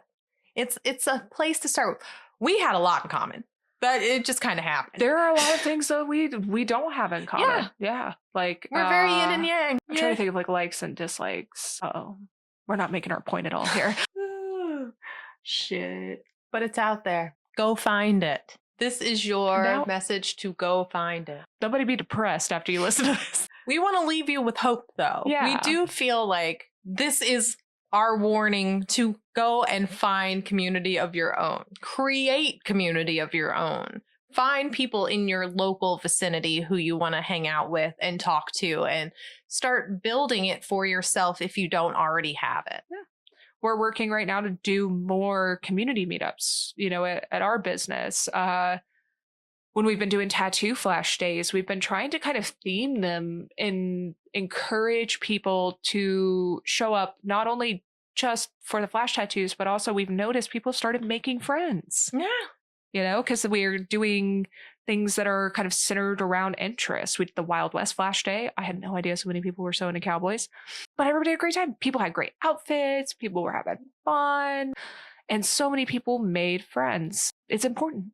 And we're trying to make it happen. This may have been very doom and gloom, but it's for the purpose of encouraging people to push aside false connection that comes with strings of perfection and instead embrace the imperfections of all of those around us and try and find common points. Obviously I'm even trying to protect myself against right now. I see the arguments, Right. just because I've been on the internet before where people would be like, well, what about if you find out that Everyone has their hard lines, but question whether your hard line is something that actually makes sense or not. yeah, it isn't psychotic. That's something that's not like so ridiculous that it's not going to. You don't find out that your friend went to the food bank to help out that was at the Catholic Church and you're like, a Christian. Wait, I guess are Catholics Christians? Are they considered Christians or is it separate? I don't know what they I'll put want to be both in there. considered. Catholic. Yeah, and like they do their own thing. I love Eastern Orthodox Catholicism though, like just because it's kind of cunt that they kept the magic. Yeah, It's kind of cunt. I mean, if you're gonna do it, at least make it flashy. You know, don't cut it out. Don't pretend that this isn't magic. This is ritual magic. That's what we're doing in mass. Let's Come on now. do it. There's all robes. There's sacrament. There's kneeling. You got the hokey pokey in there. Yeah. There's always movement in ritual magic. It confuses me sometimes. We should do an episode about how cringe it is to actually like do magic. Yeah. I have plenty of stories. Oh, it's cringe. Sometimes I gotta print out my instructions like it's 2003 and I'm like printing out MapQuest maps and then I'm like looking at it, you know, like I'm like, oh, okay. Highlight this. Turn to the left. All right. I'm like, left. Okay. Yeah. My left and right. I know my left. Okay. Let me make sure that this is right. You gotta do a run through. Yeah. Oh my God. Do you want to do a little bit of solicited advice? Sure. Solicited advice. Woo. I love how we always make the same noise. So we are recording this before we ever even release the other one. So we don't have any advice that was given to us. But I did go to Reddit and I went to the advice section. Should we do something light since that was kind of Sure. Yeah. We're going to keep it light. Am I overreacting at my partner being a therian? Look at the picture. Oh no. Oh no. They provided a picture of a therian. For those of you that don't know, a therian is someone who, in all forms but physical, believes that they are an animal. If you've ever seen the kids online running around on all fours, jumping over stuff with like masks and paws on, that's a therian. That picture was scary. I've never posted here before, so I apologize if this is worded weirdly. You're doing God's work. Don't be, yeah. I, 23 female, have been dating my boyfriend, 25 male, for a year now. We're pretty compatible, interested in almost all of the same things, and he is as close to perfect communicator, so it's been smooth sailing. When we started dating, he told me he was a coyote furry, and I'm friends with a couple of furries, so I was fine with it. But over the course of a couple months, it has turned into much, much more. He started talking about being a coyote like it was who he was rather than a Sona. He started learning how to run on all fours, make coyote noises. God, am I going to be able to get through this?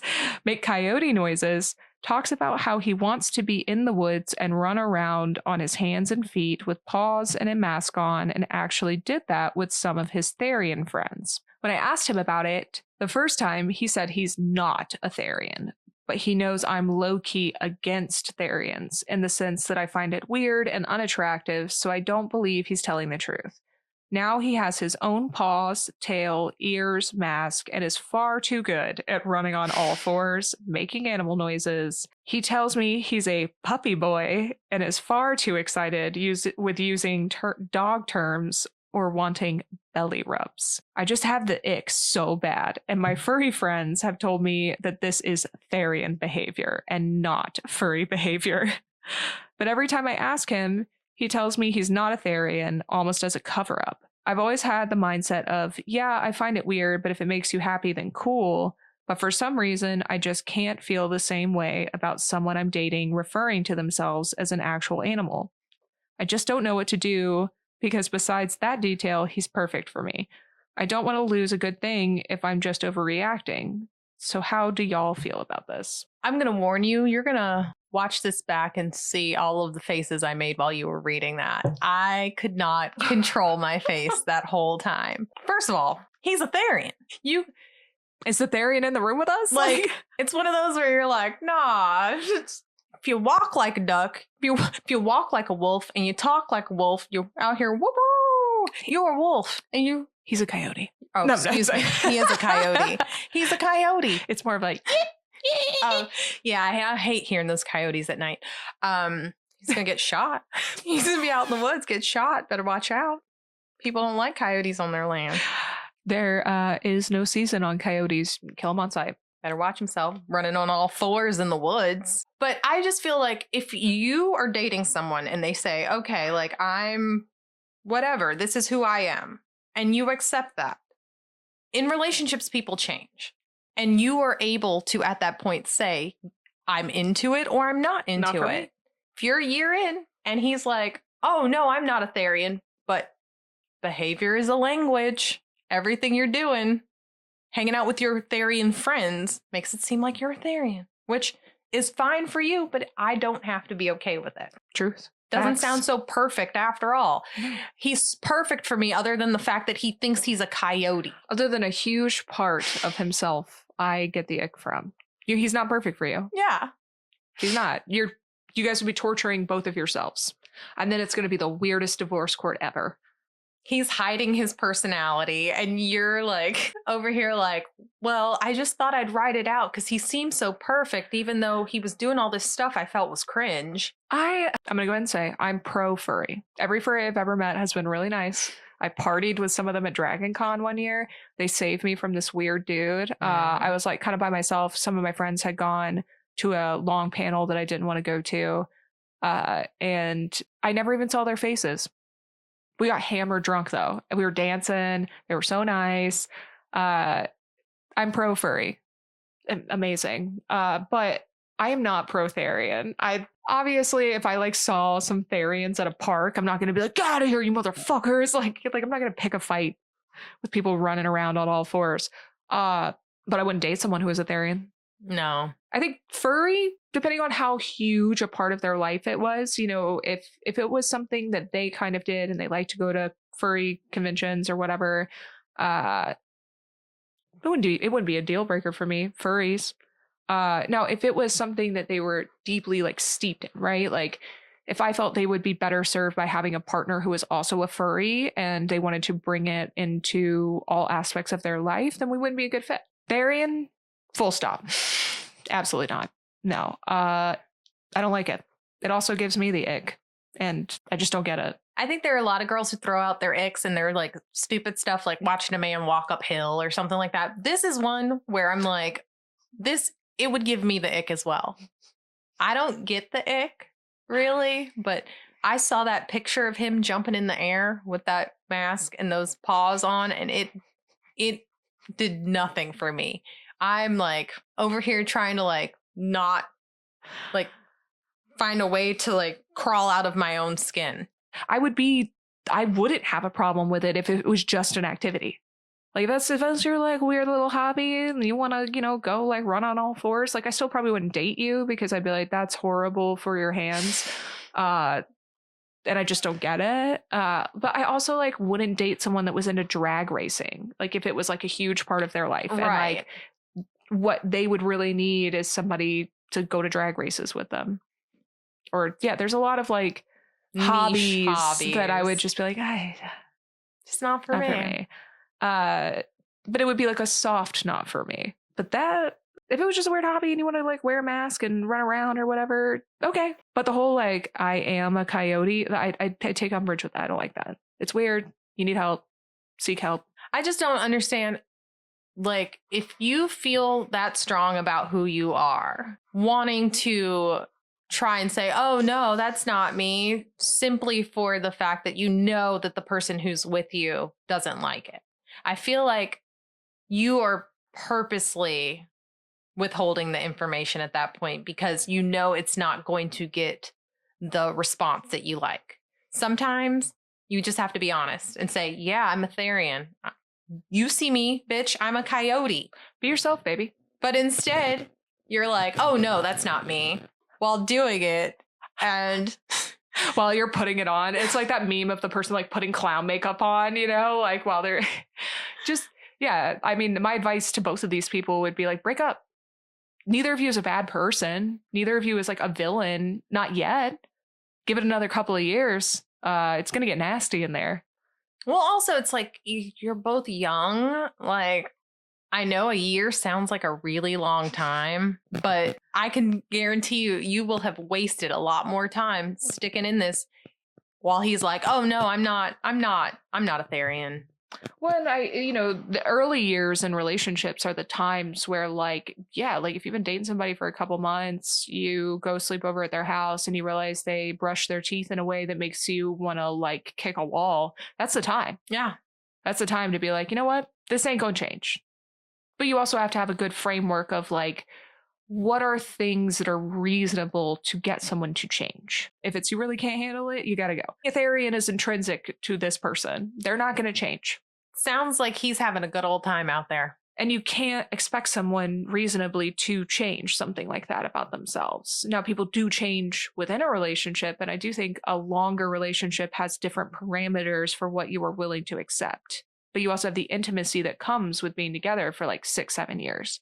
6-7 years, your partner's like, I'm a coyote. That takes a longer time to make that decision, I think. And there's still nobody's in the wrong. Right. You know, if you really are like, ooh, can't do it, then what you should do is tell them and break up with them. Like, yeah. You went into this thinking he was a furry, and then he's out here like, oh no, I am a coyote. Gotta go. Yeah, you gotta go. Like, I'm sorry, but it sounds like this is a breakup. This needs to end.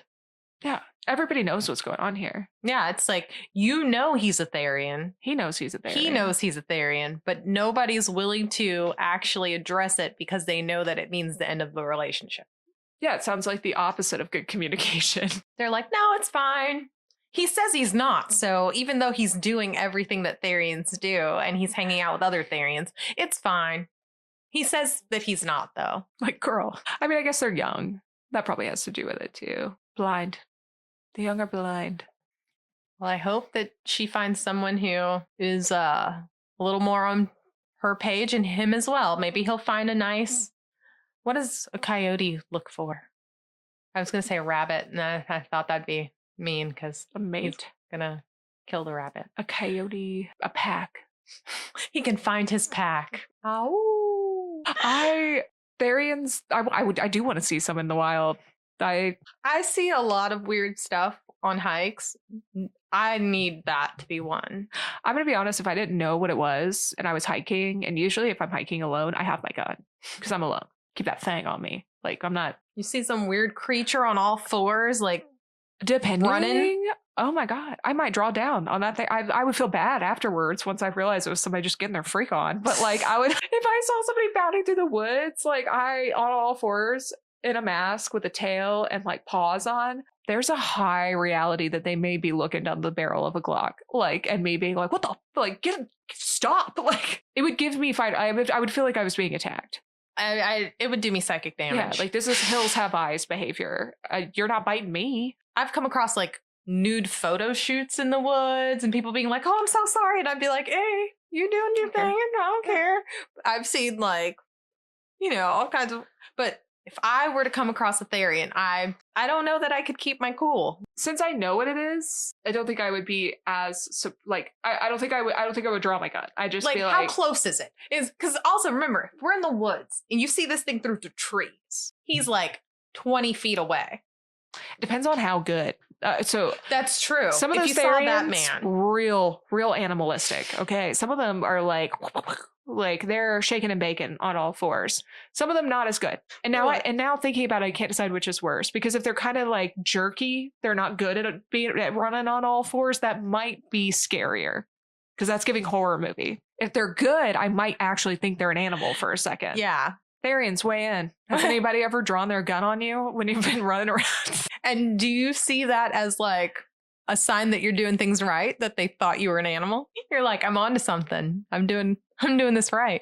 I wonder if there's like a hobby horse therian alliance. Like people who are really into hobby horsing and they like jump their hobby horses. Yeah.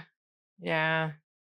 That one does not give me the ick. I think that's so fun. I don't know. I'm like, this is silly, goofy time. They're like going over the hurdles and stuff. I really want to throw a party like next summer where I get a bunch of hobby horses and we have the hobby horse games. And we all just like barbecue and like drink wine slushies and compete in like the hobby horse games. Cause I know we would all have fun. Let's do it. You know, like, and it would get so competitive and stupid. Let's do it. We should have hobby games. horse dressage where it's just, We're just like, timid.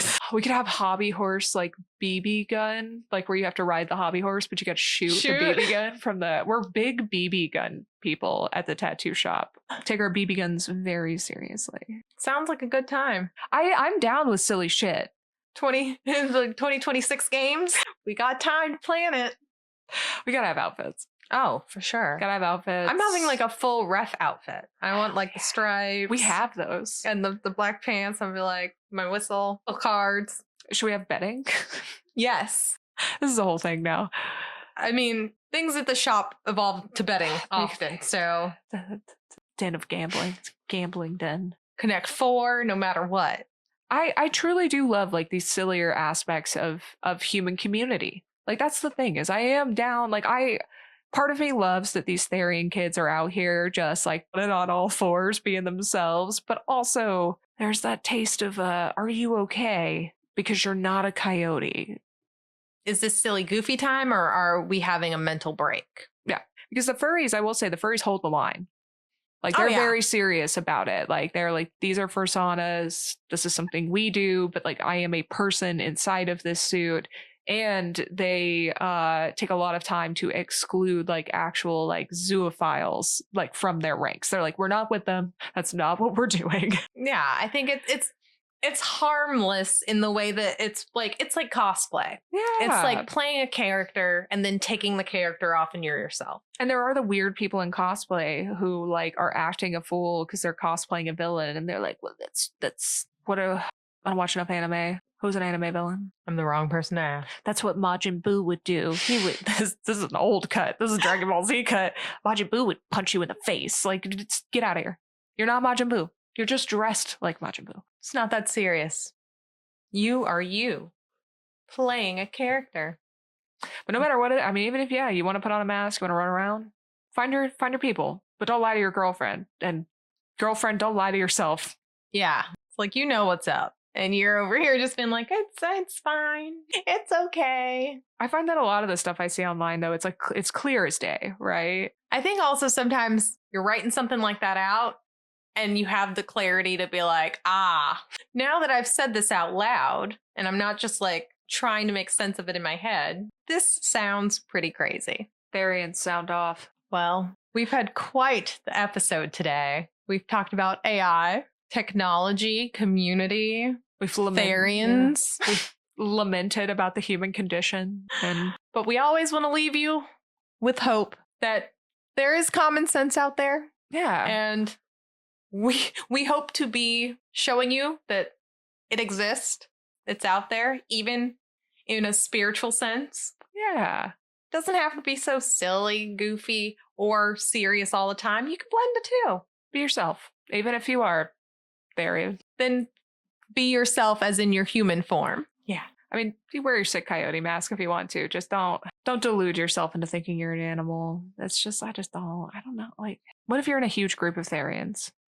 What if you're going to Applebee's, but you're all Therians? Are you in there like yipping and yapping at the fucking like waitress? Animals don't usually are excluded from restaurants. You usually can't. None of them are service animals. I'd pull one of those on them as the hostess. I'd be like, I'm sorry, unless you are a service animal, we cannot allow you. You said that you're a coyote, so I believe that you're a coyote, and coyotes are not allowed to eat here. And then all of a sudden see if they want to be human again, or if they're like, you're right, I'll leave. It's the malicious compliance reverse Uno card. You're not a service coyote. I'm sorry, I can't let you in. Go find some friends, y'all. Go talk to people. You will find some. Don't let AI become your only friend. AI is your op for connection. I'm just completely derailed by the coyote thing. Maybe that wasn't the right one to do. I'm still thinking about it. Well, go find your tribe in real life and do something fun. Put yourself in a situation this week where you're out to meet someone new. Platonic, romantic, whatever you're looking for. Yeah. See somebody in the spaghetti aisle and be like, I also like spaghetti. Which one's your favorite? Something small. Kerry and I talk people's ears off in public all the time. And we always make friends. Yeah. And then we go back to those places, and a lot of people, like people who work there, so they remember us because we were friendly. Yeah, it's fun to. I think also we forget how many people are not nice in like situations like that. So sometimes if you're just nice to somebody, you get a lot more, you catch more bees with honey than you do catch more bees with sugar. What is it? Flies. I don't know. You get to meet people. Yeah, Just talk to people. Go talk to people. Jeez. We need a snack.